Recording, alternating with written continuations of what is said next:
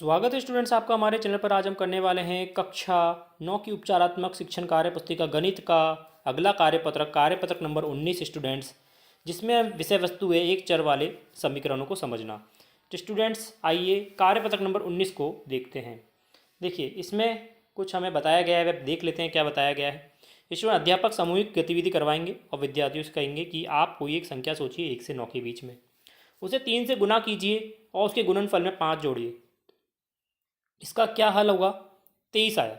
यदि नहीं है तो विद्यार्थी का मान 23 आया है और क्या संख्या सोची। यहाँ हम देख सकते हैं कि पूर्व गतिविधियों में अलग अलग संख्या लेने से एक अलग हल प्राप्त होता है, परंतु यहाँ हम देखते हैं कि 1 से 9 की एक ही संख्या 6 से चाहे गया हल 23 प्राप्त होगा। तो ये क्या हो गई? एक निश्चित संख्या हो गई। इसी प्रकार से हमें प्रश्नों का हल करना है। देखिए एक अन्य सवाल का हल है, किसी संख्या में 3 गुना में 2 जोड़ने पर 23 प्राप्त होता है। स्टूडेंट हमें पता है 23 प्राप्त होगा, क्या करना है? 2 गुना जोड़ने पर। तो हमने क्या किया, इसमें 2 गुना जोड़ा तो 23 प्राप्त हुआ, तो 2 घटा देंगे तो आगे वाली संख्या आ जाएगी 23, 21 आ गया। अब उसमें क्या बोला कि 3 गुना करने पर तो 21 में 3 का भाग लगा दीजिए तो वह संख्या आ जाएगी 7। तो 7 से 3 गुना किया तो 21 आया, उसमें 2 जोड़ने पर 23 प्राप्त हुआ।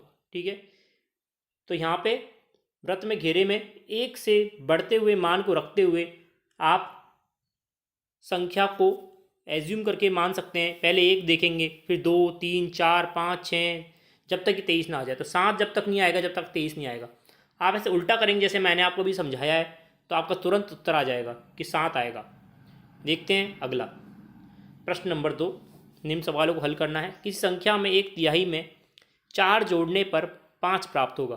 तो देखिए 4 जोड़ने पर 5, हमें उल्टा चलना है हमेशा। जोड़ने पर क्या हुआ? 4 जोड़ा हमने तो 5 प्राप्त हुआ, तो 5 में से 4 घटा देंगे तो 1 प्राप्त हो जाएगा। संख्या आ जाएगी स्टूडेंट्स, मतलब कि 1 में हमने 4 जोड़ा जब 5 प्राप्त हुआ।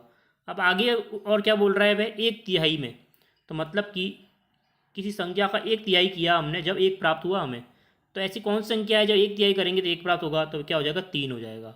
3 का 1/3 करने पर क्या होता है? 1 प्राप्त होता है। तो इससे क्या होगा स्टूडेंट्स, आपका समय बचेगा। आपको 1 से लेके 9 तक की संख्याओं का मान यहाँ पे नहीं रखना पड़ेगा, उसमें आप तुरंत इसका उत्तर निकाल पाएंगे। नहीं तो आप पहले 1 रख के देखें, फिर 2, फिर 3, तो 3 रखेंगे जब आपका उत्तर आएगा 5।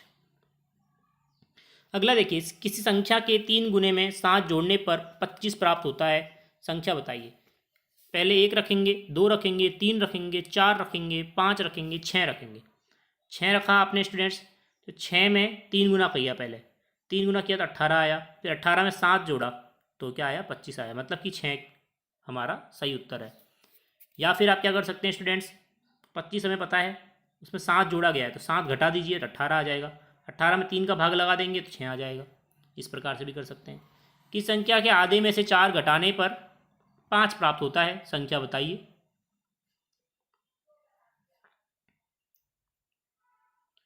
तो स्टूडेंट्स देखिए 5 प्राप्त हो रहा है हमें किसी संख्या के,